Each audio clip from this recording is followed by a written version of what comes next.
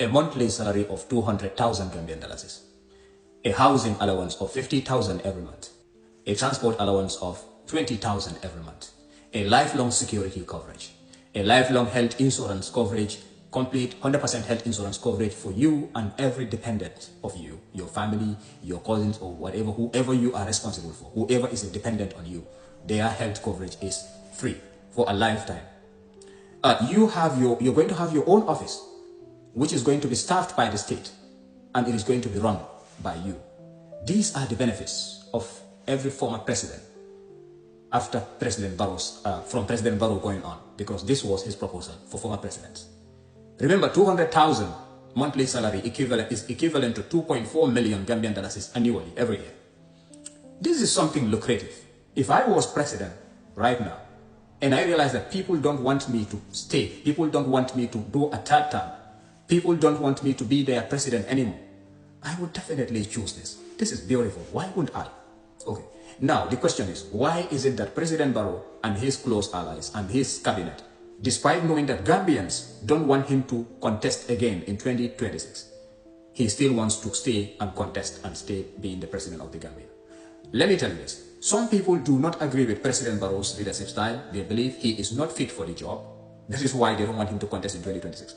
But most people who are now thinking about the Gambia more than personal beliefs or personal perceptions about President Barrow do not want President Barrow to contest, not because they don't want him to be president, but because we don't want to see a replica of what happened several years ago. From 1965, we had just two presidents overstaying in power.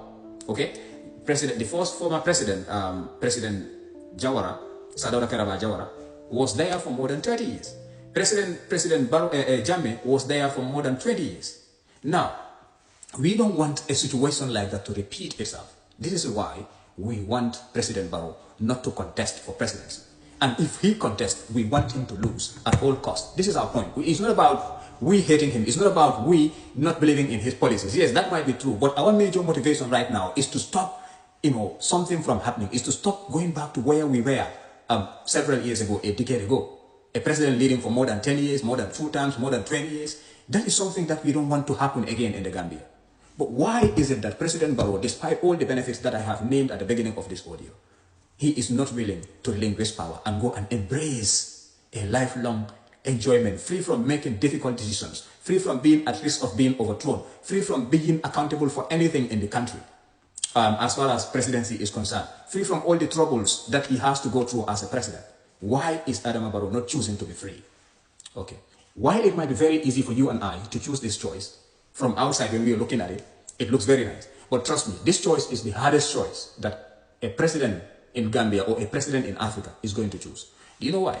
Because there are a lot of corruption scandals. There are a lot of embezzlements. The figures of audit reports are coming out in the tune of billions, hundreds of billions. You understand? So these are the amounts that they will have to be held accountable for. These are the amounts that they will have to pay back to the state.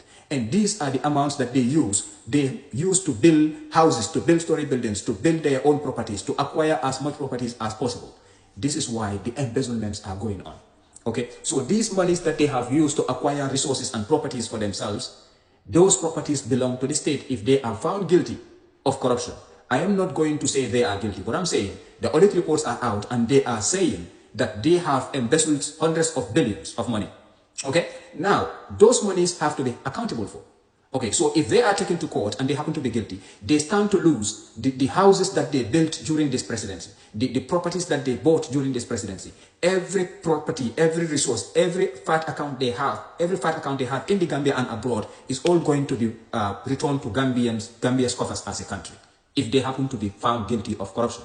So this situation is going to make people that we see as millionaires or billionaires today, due to the monies that they have embezzled possibly, are now going to come from hero to zero. They are going to go down into bankruptcy, into poverty, into having nothing.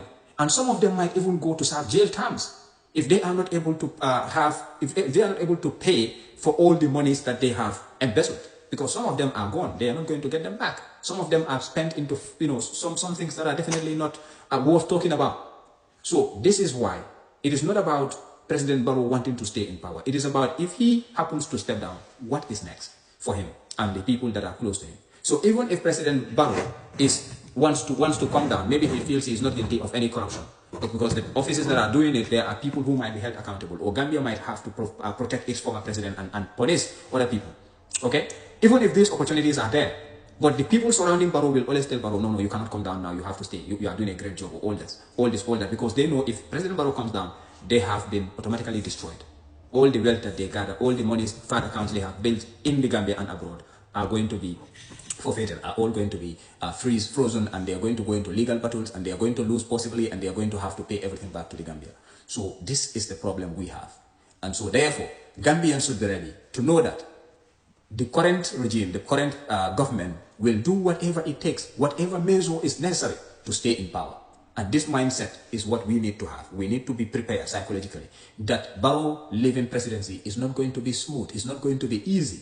It's not going to be a walk in the yard. It's not going to be a walk in the playground. Definitely.